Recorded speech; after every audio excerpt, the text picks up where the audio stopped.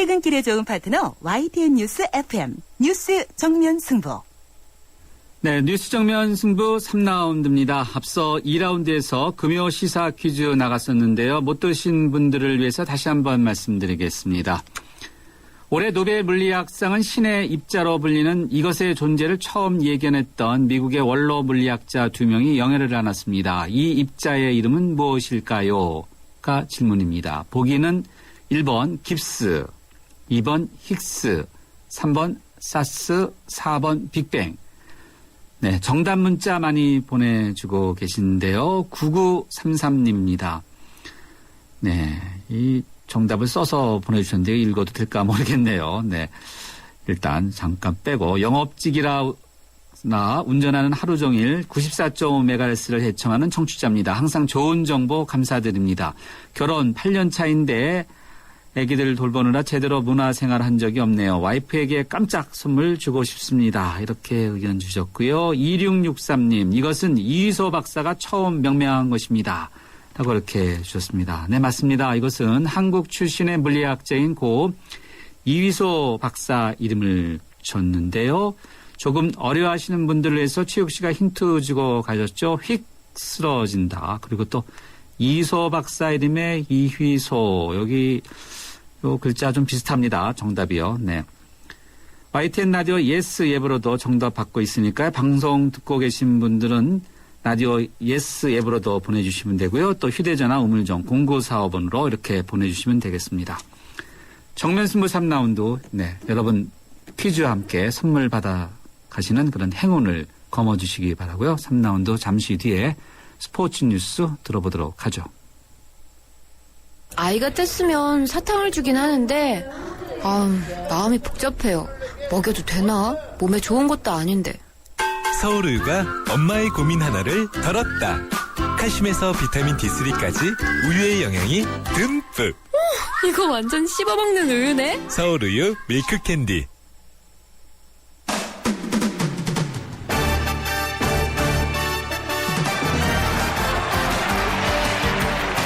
스포츠 소식 알아보겠습니다. 일간 스포츠의 이은경 기자 연결돼 있습니다. 이 기자 안녕하세요. 네, 안녕하세요. 프로야구 준 플레이오프 3차전 진행 중이죠. 넥센과 두산이죠. 네. 네네. 현재 몇 대 몇인가요? 지금 4회 현재 두산이 1대0으로 앞서가고 있고요. 네. 글쎄 오늘 경기 키플레이어라고 하면 아무래도 두산 김현수 선수라고 할 수가 있겠는데요. 이전까지 김현수 선수 4번 타자였는데 오늘은 어떻게 됐어요? 오늘 이제 3번 타자로 출전을 했습니다. 그동안 네. 이제 1, 2차전에서 4번 타자 겸 1루수로 선발 출전을 하면서 네. 안 그래도 그동안 좀 단기전에서는 다소 좀 부진했던 김현수한테 예. 안 맞는 옷 입힌 게 아니냐 뭐 이런 굉장히 좀 혹평이 많았거든요. 네.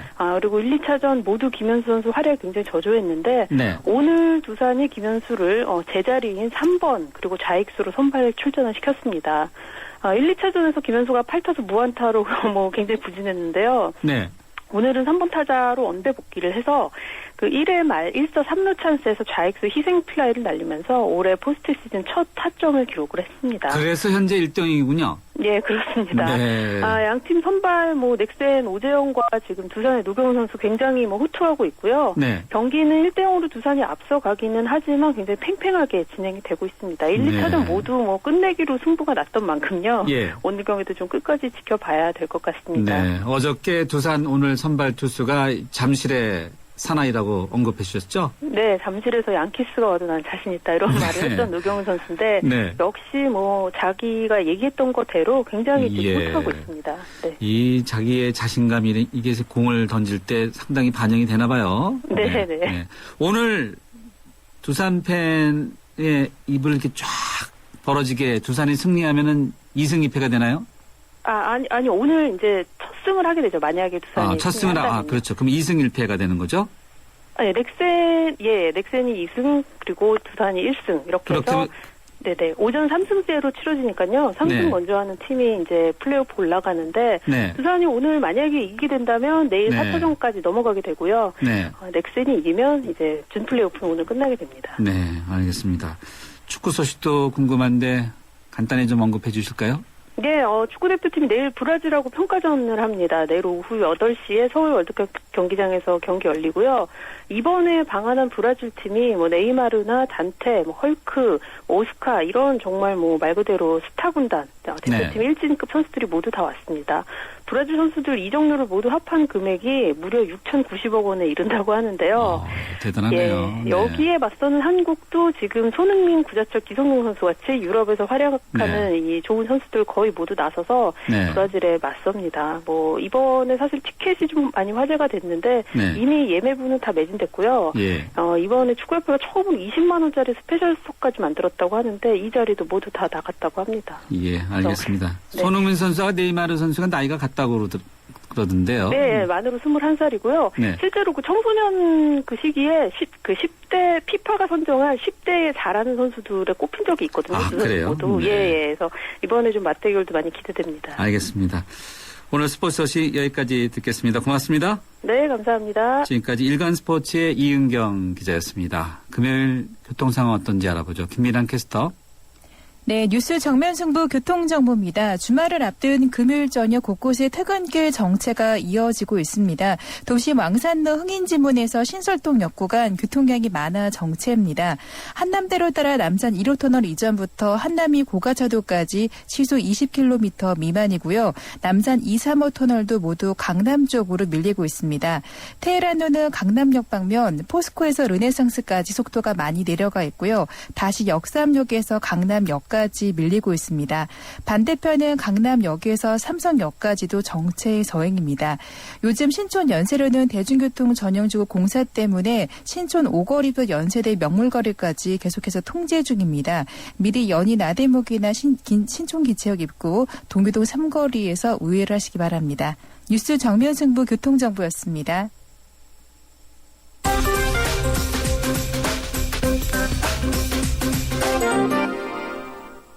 경제뉴스 알아보겠습니다. 머니투데이의 김태은 기자 연결돼 있습니다. 김 기자 안녕하세요. 네, 안녕하세요.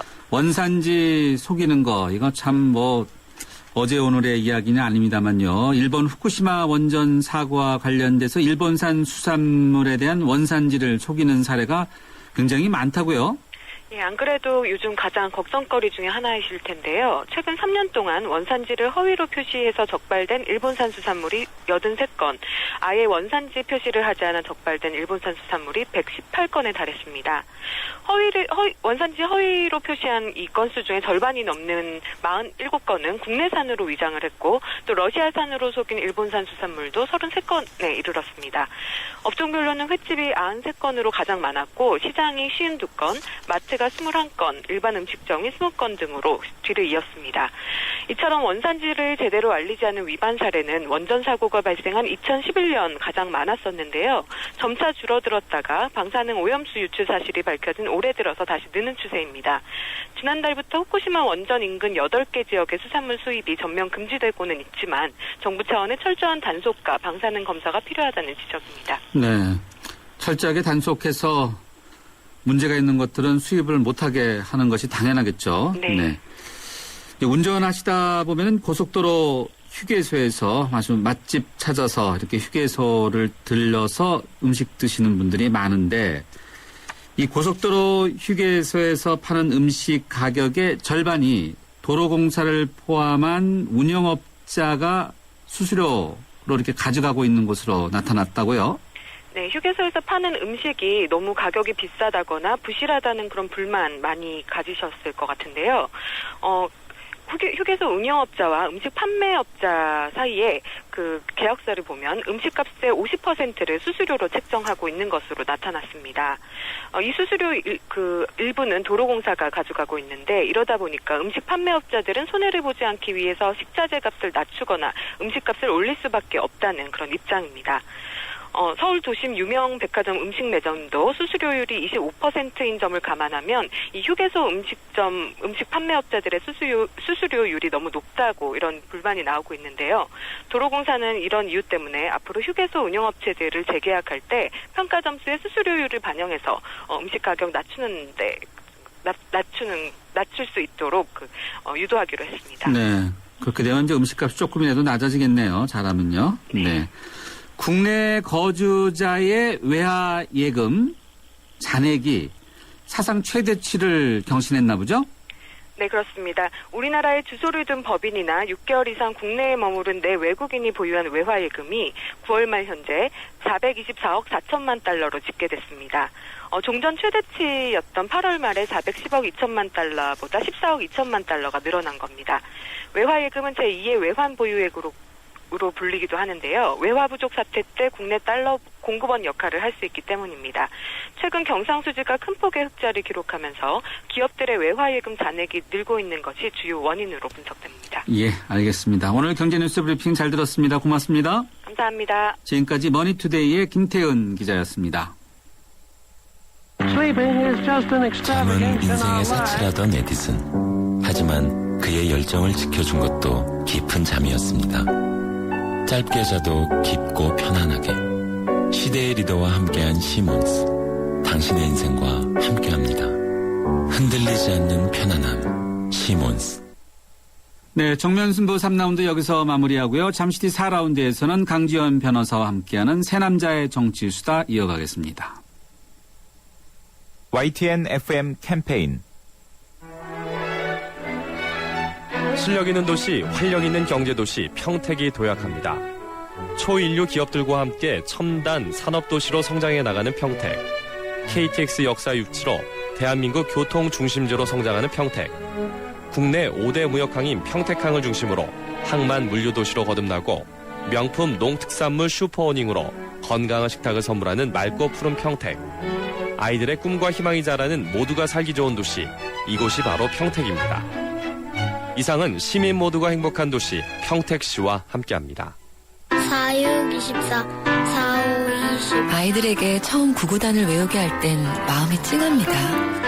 이제 치열한 공부의 세계로 들어가는 것 같아 어른으로서 미안함을 느끼죠. 그런데 정작 아이들은 즐거워하는 경우가 많습니다. 이런 생각이 들어요. 우리가 모르는 공부의 즐거움을 아이들은 알고 있다는 생각. 그 즐거움이 중학교, 고등학교까지 계속될 수 있게 하는 것이 우리 어른들이 해야 할 일 아닐까요? 아이들을 잘 부탁합니다. 아이들이 만들어갈 미래를 잘 부탁합니다. 이 캠페인은 공부를 안다. 대교와 함께합니다.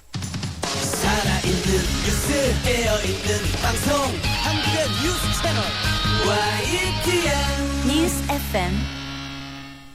네, 뉴스 정면 승부 4라운드입니다. 이번 라운드 역시요. 여러분과의 대화창, 휴대전화 우물정 0945번, 그리고 YTN 라디오가 새로 출시한 애플리케이션 예스로 활짝 열어놓고 있는데요. 금요 시사 퀴즈 바로 이곳으로 보내주시면 되겠습니다.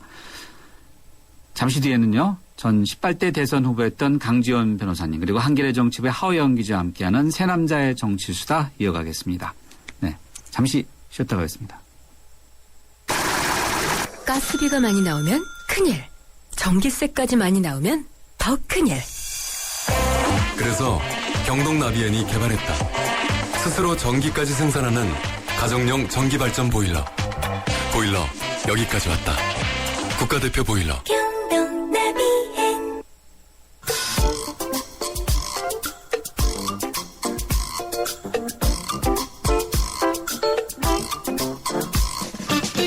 새 남자가 만났다. 새 남자의 정치 수다.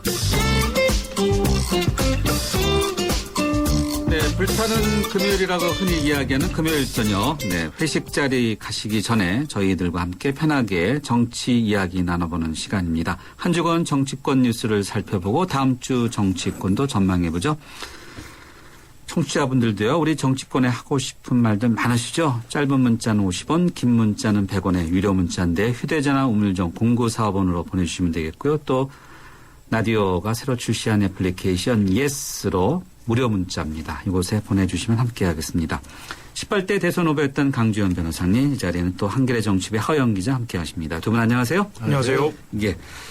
항상 저희가 처음에 이제 정치권 점수 평가는 하는데 강 변호사님은 늘 너 빵점이죠. 짜죠.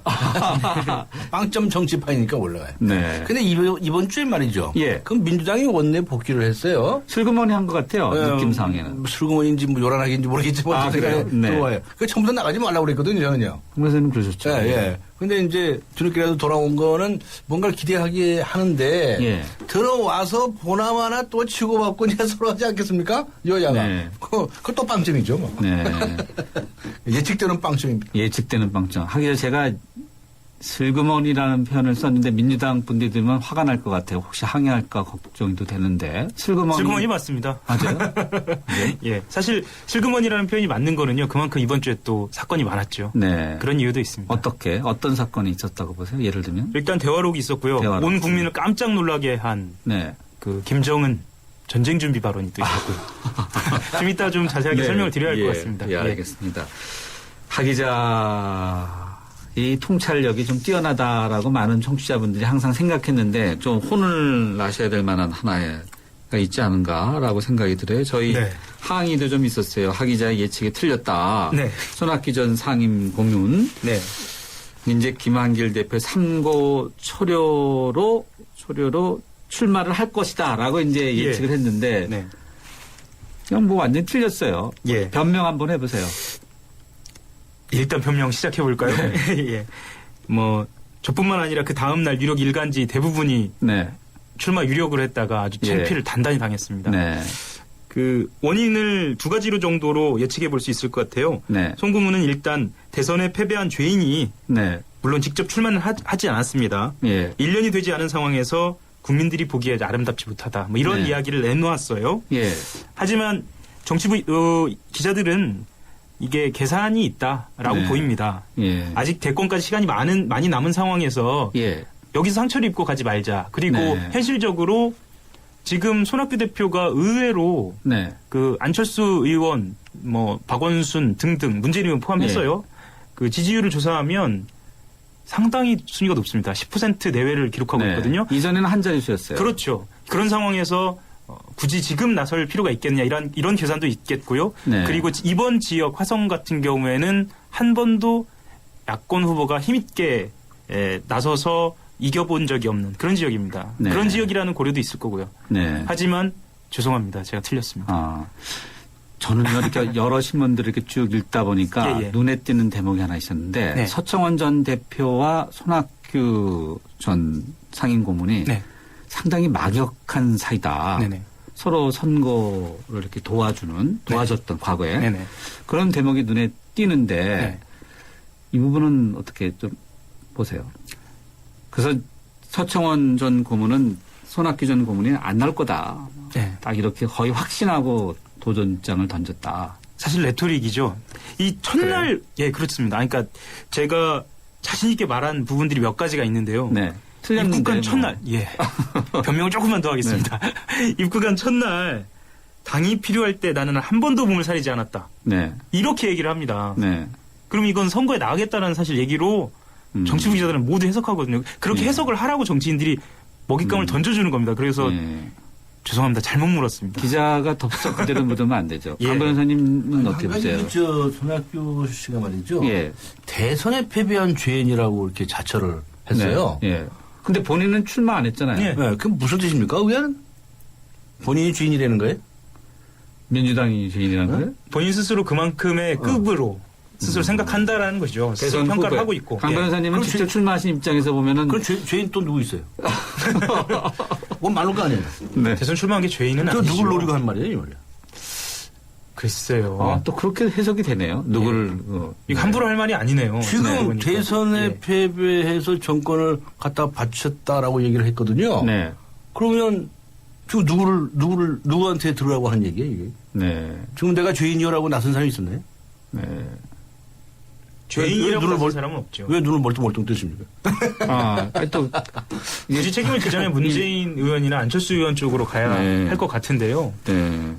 눈을 멀끔멀끔 뜨는 건 이런 해석도 가능하겠구나. 이런 시각에 대한 지금 옆에 민환 기자인 허영 기자가 그런가. 안경 하나 더 써야 될 것 같아요. 예. 네. 제가 오늘 많이 당황하네요. 네. 강 변호사님은 죄인이라는 생각은 안 하시고요. 저요? 네. 저는 뭐 어차피 영향을 안 미치는 사람이니까. 영향을 많이 주셨잖아요. 매니페스토 운동. 매니페스토 운동만 열심히 했죠. 그런데 네. 다 공약도 훔쳐가기도 하고 뭐 좋은 일 많이 했어요. 저작권을 좀 걸어야 되는 거 아니었나요? 저희 참모 중에 그런 분도 있었죠. 아, 그래요? 예, 여기 그 저작권 등록 합시다 이런 얘기도 있었는데 전 오히려 훔쳐가주는 게 고맙다. 네. 좀 좋으니까 훔쳐가는 거 아니겠어요? 예, 나라 발전에서 좋은 일이다. 라고 생각하는 것이고 저는 어차피 당시에 여야의 후보 어떤 후보에 대해서도 영향을 거의 안 줬기 때문에 저는 거기에 대해서는 죄책감 같은 걸 가지고 있지 않습니다. 하호영 기자가 옆에서 다시 끔뻑 끔뻑해서 영향을 안 준 게 아니라 영향을 많이 줬다. 그럼요. 네, 그런 미소를 이렇게 딱 보이시는데 오는 30일 재보궐선거 이제 선거가 있는데 사실 뭐 2곳밖에 안 되지만 이렇게 주목하는 이유 하 기자는 왜 주목을 언론이 합니까? 이게 재평가입니까? 8개월밖에 안 됐는데. 사실 이번 선거가 주목될 수밖에 없는 것이 왜요? 7개월 만에 벌어진 선거에 정권에 대한 평가다라고 이렇게 이름이 붙여지는 것은 사실 의외거든요. 언론이 붙였잖아요. 예. 이것 언론이 또한 잘못한 여론을 거 아니에요? 반영하는 것이기도 하고요. 반영하는 거다? 예. 그래서 사실 이번에 손학규 대표한테 기대가 쏠렸었고요. 하지만 약간 김이 빠졌죠. 지금 서청원 전 고문이라고 해야죠. 전 대표와 이번에 결정된 박명재 전 장관이 당선될 것으로 뭐 보이기 때문에요. 이걸 어떻게 평가할지는 조금 더 두고 봐야겠습니다. 위험한 예측을 하시는지도 몰라요. 한번 틀렸기 때문에. 제가 좀 오늘 위축이 됐네요. 그런데 말이죠. 난 대법원도 더 이상해요 도대체. 아니 지금 2심에서 말이죠. 이 선거를 다시 하도록 이렇게 선고가 난 후보들이 여러 사람 있어요. 그래서 10명 정도 될 것이다. 뭐 이런 얘기까지 나왔었는데 도대체 선거법에 보면은 3개월 이내에 재판하게 돼 있고 대법원은 더 빨랑빨랑하게 돼 있는데 왜 여태까지 재판 안 하고 뭐가 있었냐 이거예요.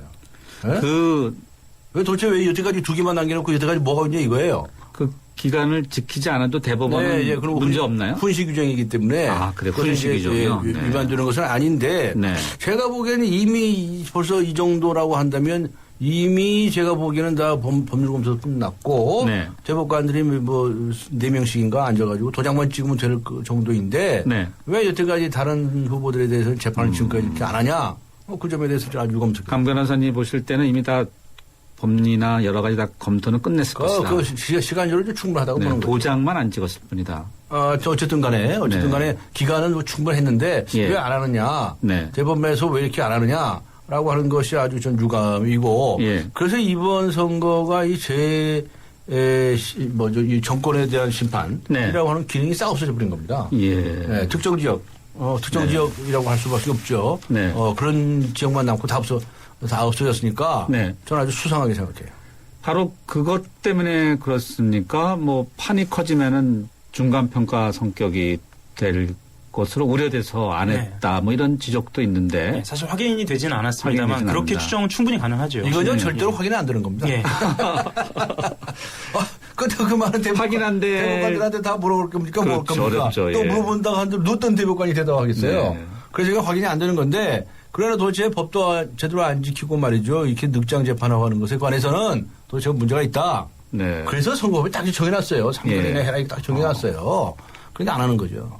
사실 이번 변수는 그 중간평가의 성격과 함께 안철수 의원이 정치 세력화를 가도에 오르느냐. 그것도 관심사였거든요. 안철수 세력의 명분이 안 나온 명분이 2곳밖에 안 돼서 안 나온다. 이렇게 이야기했었죠. 그런 지점에서도 사실 여러 가지 해석이 가능했습니다.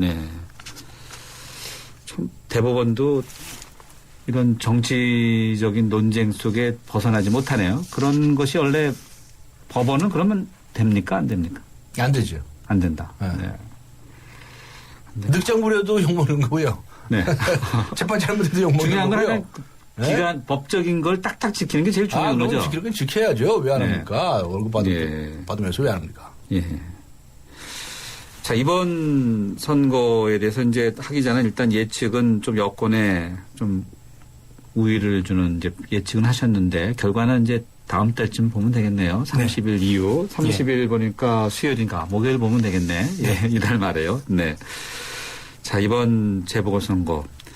그러나 뭐 8개월밖에 안 된 상당에서 뭐 중간평가 이런 단어를 붙인다는 이유는 어디에서 이렇게 나온다고 보세요? 한국에서는요. 왜 이런 평가라는 부분을 8개월에서 평가라는 게 가능합니까? 뭐 이번 정권만이 아니죠. 늘 그랬죠. 8개월밖에 안 돼도요. 예. 그건 늘 그래왔죠. 네. 근데 왜냐하면은 이 대통령 선거에서는 어느 한 당이 집권을 해도 네. 그 이후에 이 지역 선거에 관해서는 네. 대체로 야당이 승리한 경우가 많았습니다. 네. 그런데 그 지역도 예를 들면 전라도라든지 경상도라든지 아주 편파적인 이런 투표를 하는 이런 지역 말고 네. 고루고루 이렇게 이 지역구가 있을 때는 대체적으로 야당이 승진을 해 왔어요. 네. 그렇게 이제 그래서 사람들이 이제 거기에 이제 중간 평가니 많이 이런 의미를 부여하고 그랬는데 중간 평가 그거 해봐야 좀 달라져야죠 그거. 저는 저것도 불만이에요 도대체. 네. 아니 실컷 재평가니 뭐니 이렇게 했는데 그래도 뭐 달라진 게 하나도 없으면 무슨 소용이 있습니까? 달라진 게 없다는 것은 뭐였는데 뭐가 달라지지 않았어요? 예를 들면 이제 무슨 어떤 정책을 가지고 나갔는데 나가서 진행하고 있는데 중간 평가에서 뒤집혔다. 라고 하면 뭘 좀 바꾼다든가. 정치하는 방식을 바꾼다든가. 정치하는 방식 소통을 못했다라고 한다면 소통을 한다든가. 또 무슨 뭐 복지를 못했다고 한다면 복지를 한다든가. 뭐 이렇게 바뀌어야지. 그렇지 않습니까? 그런데 도대체 웬 죄송합니다. 네. 소통 이야기가 참 많이 나오는 거죠. 이제 박근혜 대통령이 이제 가장 많은 지적을 받고 있는 건데 이 소통 문제와 관련해서 한편으로는 보면요. NLL 대화록 문제와 관련해서 친노 그룹 쪽 또 문재인 의원 이 소통 제대로 이쪽이 과연 이 NLL과 관련한 언론의 집중적인 보도에 대해서 제대로 해명 이런 것이 먹히고 있는가라고 봤을 때는 어떻게 보세요? 하 기자님. 제 개인적으로 봤을 때는 일단 그 노무현 전 대통령께서 살아계셨으면 사실 쉽게 해결될 수 있는 문제였을 것 같고요. 그거는 어떻게? 좀 허무한 전제이기도 합니다만. 어떻게요? 사실 가장 의심스러워하는 지점 중에 하나는 이것을 노무현 전 대통령이 지시를 했느냐 안 했느냐 뭐 이런 지점도 있거든요. 그랬을 때 그것을 당사자가 해명해주면 사실 쉽게 해결될 수도 있었지 않았을까라는 짐작을 해봅니다. 그리고 또 하나는 무엇이냐면요. 지금 실무진들이 지금까지 해오는 해명 중에서 사실 삭제 기능이 있었느니 없었느니 라는 부차적인 것들에 대한 차이들이 좀 있었습니다. 해명 과정에서요. 그것들이 좀 미리 좀 정리가 됐었으면 하는 말씀하셨던 것처럼 소통이 좀 안 된 부분이 있었죠. 아니 도대체 그게 뭐가 문제입니까? 뭐 그런 거 가지고서 지금 온 나라를 시끄럽게 떠들고 앉아 있습니까? 말이 안 되는 거죠. 안 그래요? 굉장히 오래됐어요. 네? 아니 이게 맞습니다. 정권 시작하자마자부터 작년지 대통령 선거 때 나온 얘기예요. 이 얘기? 맞습니다. 그때부터 시사조리장 쪽에서 신나가지고 공개했는데 그때는 별 재미를 못 봤는지 어땠는지 그러다 말다가 이번에 터져 나온 거거든요. 지금 이런 얘기를 한번 물어보고 싶어요. 지금 NLL을 가지고 이러쿵저러쿵 얘기해서 이 나라의 NLL에 미치는 영향이 뭡니까? NLL이 없어집니까? 살아납니까? 뭐 둔갑을 합니까? 근데 그걸 지금 NLL을 갖고 이렇게 떠들고 앉아 있냐고.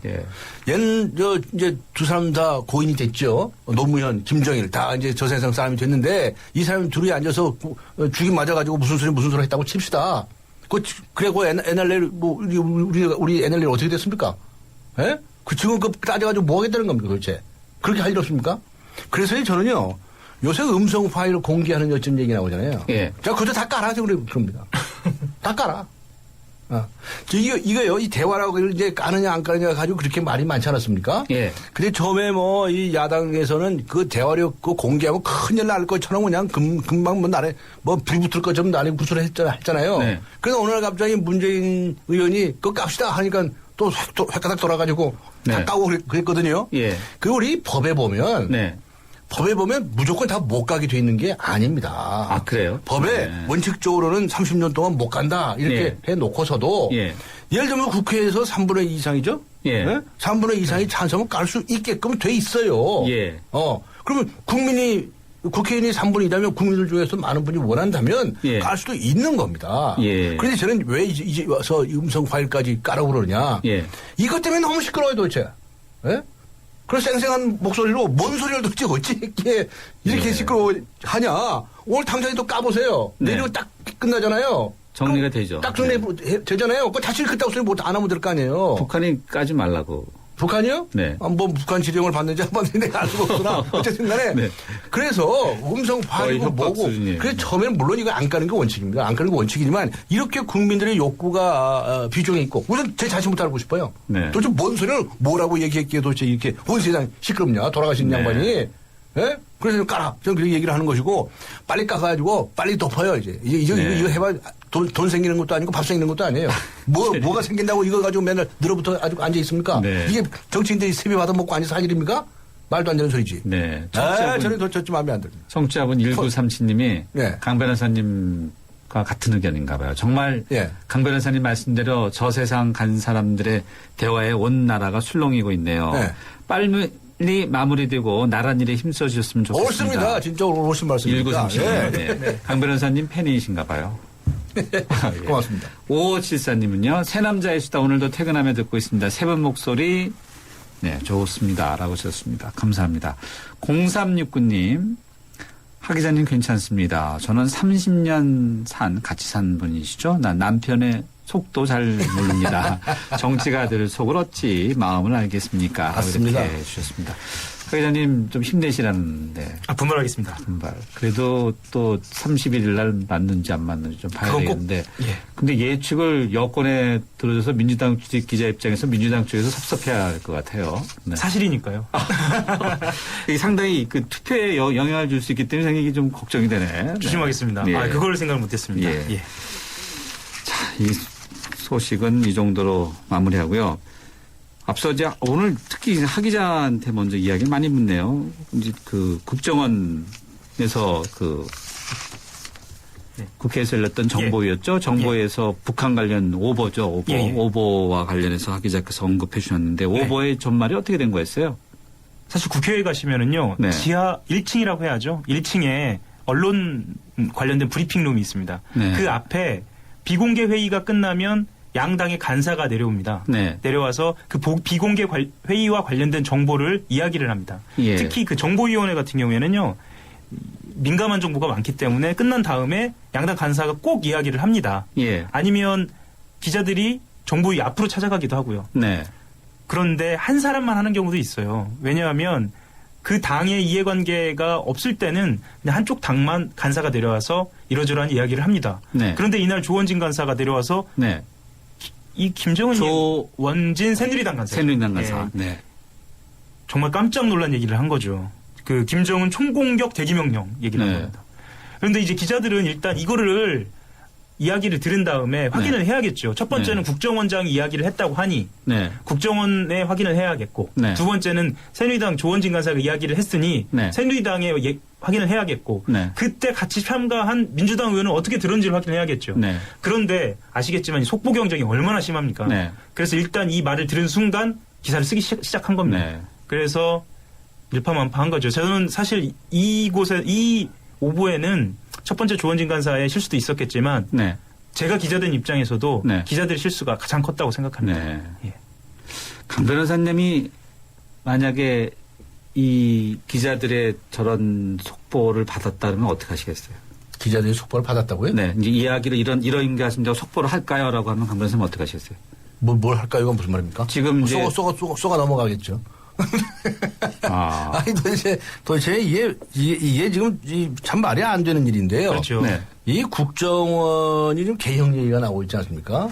또 국정원은 적절한 정보들을 국내에 이제 배포를 할 권한도 있어요. 그러니까 지금 뭐 국정원이 고유 업무에 속하는데 국정원은 계획을 어떻게 해야 되냐에 관해서 좀 생산적으로 좀 접근을 해달라. 그런 얘기를 하고 싶습니다. 그럼 민주당에서도 안을 내놨어요.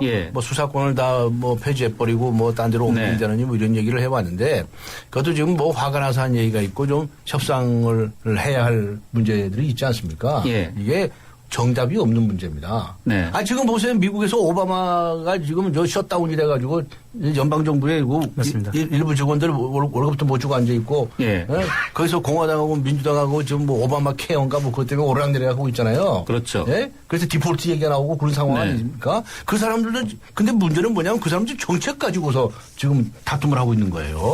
케어로 저 오바마 케어를 어떻게 할 거냐라고 하는 것에 관해서 현재나 미래에 대한 얘기예요. 예를 들면 우리 같은 경우는 얼마 전에 그 기초연금 있지 않았습니까? 맞습니다. 기초연금을 어떻게 할 거냐 말이야. 65세 되신 그 노인들에게 다 20만 원을 드릴 거냐 말 거냐.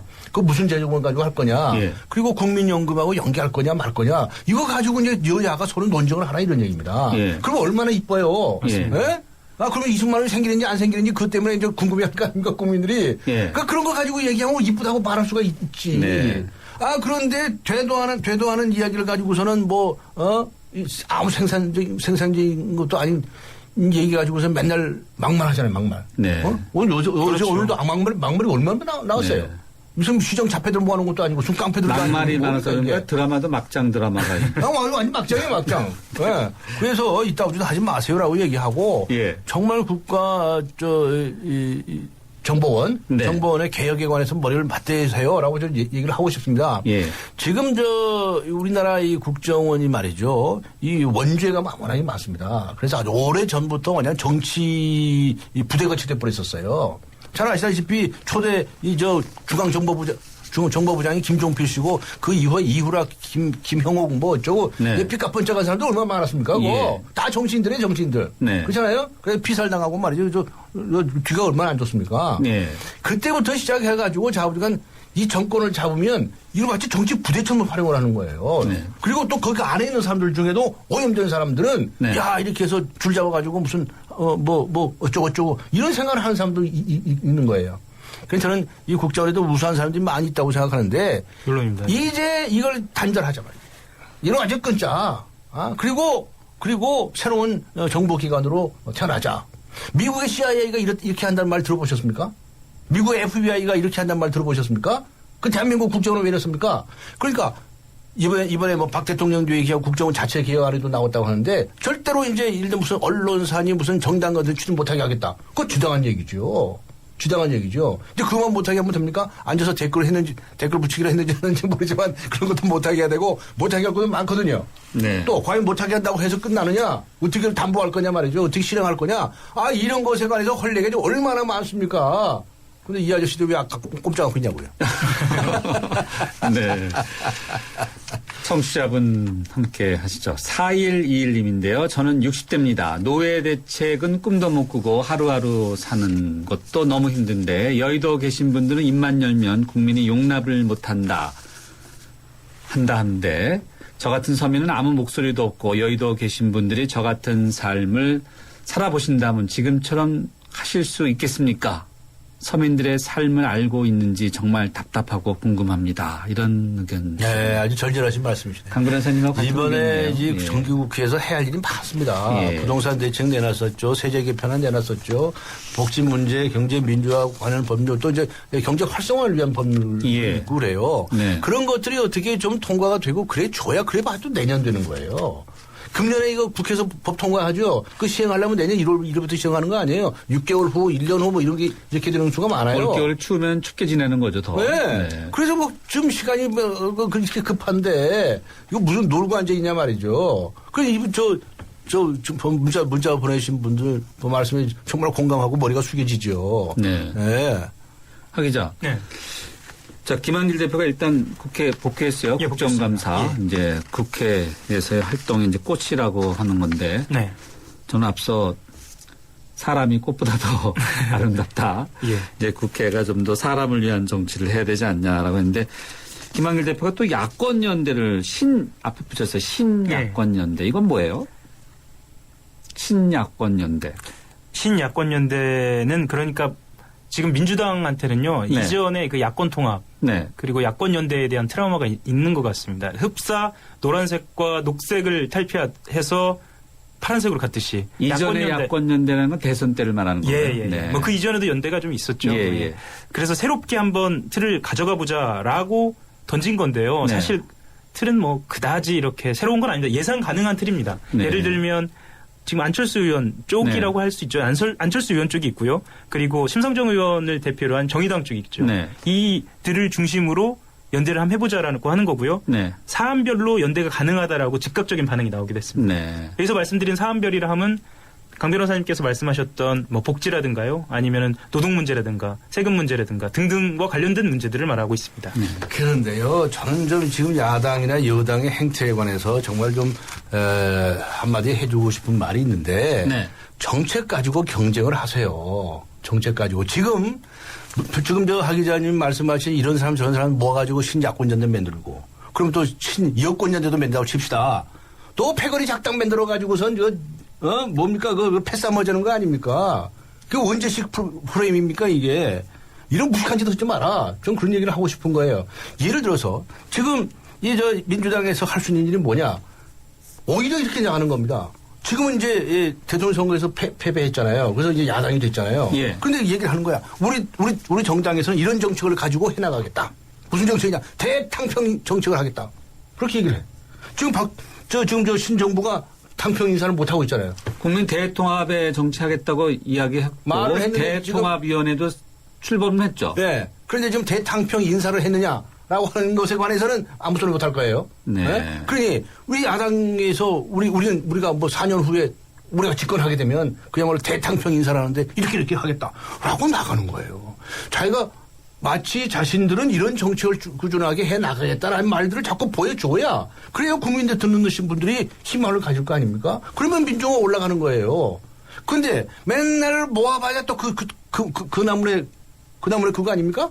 네? 맨날 뭉쳐봐 신야권연대나 구야권연대 뭐가 달라 그 사람들이지. 예. 코페거리 작당 모으고 저쪽 반대편 또 반대편 작당 모아가지고 맨날 그런 소리를 하겠다고 하는 것이니 네. 똑같다. 뭐가 달라지냐 말이야. 좀 달라져라. 네. 하 기자가 언급한 신야권연대가 앞서 강 변호사님 말씀하신 대로 크게 벗어난 것은 아니죠. 크게 벗어난 것은 아닌데요. 네. 저는 기대를 좀 해보면 어떨까라는 생각도 사실 합니다. 그러니까 정책으로 한번 승부를 보겠다라고 이야기를 하니까 네. 그런 측면에서는 한번 다음 주 점수도 한번 기대를 한번 해보면 어떨까라는 생각도 해봅니다. 다음 주에. 제가 너무 막연한 기대인가요? 그런데 그 연대라고 하는 것은요. 네. 우리가 이제 유럽식, 미국은 양당 제도에 가까우니까요. 그렇죠. 예. 유럽식으로 보면 연정의 형태로 나타납니다. 네. 네. 이번에 그 메르켈 그 독일 총리가 아주 압승을 했거든요. 예. 그런데도 혼자서 정권을 장악 못해요. 그렇죠. 매석이 부족하다고. 그러니까 뭐니까 사회민주당, 3인당이죠. 아니면 녹색당 여기하고 연정을 하려고 그래요. 그럴 때 정책 가지고 얘기하는 겁니다. 예를 들어서 어떤 복지 정책에 관해서 우리 정책을 받을래 안 받을래. 이렇게 하는 거예요. 그리고 그럼 장관 자리 2개, 3개 주는데 어떤 장관을 맡을래? 이런 걸 가지고 연정을 하고 모으고 그러는 것이지 선거 때까지는 각자 가서 정책이 다른 걸 다른 데로 보여주라고요. 민주당은 민주당이고 정의당은 정의당이고 정책이 같습니까? 다릅니까? 다르죠. 다르지. 다른 부분이 다른 있죠. 부분을 보여가지고 그거 가지고 심판 받으라고. 왜 지금부터 작당해가지고 패거리 작당해가지고 뭐 패싸움하려고 그러냐고. 그래서 사실 정책들을 자꾸 보여줌으로써 거기에서 국민의 지지를 받고 그리고 나중에 뭡니까 정권을 잡았을 때 무슨 연정을 하거나 이럴 수도 있는 거거든. 그리고 우리 패거리 작당 의식에서부터 해방되세요. 예? 맨날 골목대장만 하다가 국회 들어왔습니까? 묻고 싶은 거죠. 네, 우리는 정책 얘기하면은 뭐 여당 정치, 야당 정치 거의 비슷하다 뭐 이렇게 이야기를 하니까 이제 그런 게 문제가 아닌가 생각이 드네요. 자, 민주당 김한길 대표가 양복 입고 국회는 들어섰죠. 네. 네, 들어섰고 청취자분 주신 의견인데요. 예스 문자입니다. 5838님인데요. 강 변호사님 속 시원하게 말씀해 주셔서 감사합니다. 하 기자님 그 목소리가 또 소시민들의 목소리가 또 정치인들의 과연 들릴까요? 정말 답답합니다. 이렇게 의견 주셨는데 오늘도 답답한 이야기다 시간이 다 갔네요. 네. 답답하지만 즐거운 주말 보내십니다. 알겠습니다. 예, 편안한 주말 되죠. 두 분도 오늘 여기까지 하겠습니다. 감사합니다. 감사합니다. 묻지도 따지지도 않고 가장 많이 쓰는 깔기만 해도 심장이 바운스 뭐 스마트폰 1등 주식 어플을 소개합니다. 증권사 어플 이용자 수 1위 키움증권 2013년 5월 랭키닷컴 기준. 역시 스마트폰에서도 키움 깔아야 되나? 고민하지 말고 키움 까시오. 투자 손실에 유의하세요.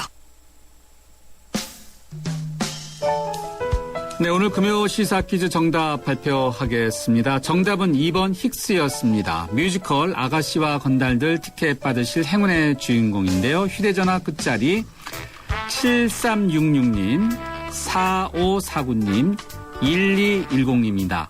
당첨되신 분들께는요, 제작진이 따로 개별적으로 연락드리도록 하겠습니다. 그리고 오늘 이 프로를 맡아서 해온 이은지 PD가 진행한 뉴스 정면 승부 마지막 날입니다. 그동안 임산부의 투혼으로 팀원들 이끌어가면서 열정적인 방송 만들어줘서 매우 고맙습니다. 네, 아주 그리고 이쁜 제 2세를 나오시기 바랍니다. 다음 주부터는 뉴스 정면 승부가 좀 더 새로운 모습으로 찾아뵙겠습니다. 많이 기대해 주시고요. 계속해서 많은 청취 부탁드립니다. 오늘 여기까지 하겠습니다. 편안한 주말 되시기 바랍니다.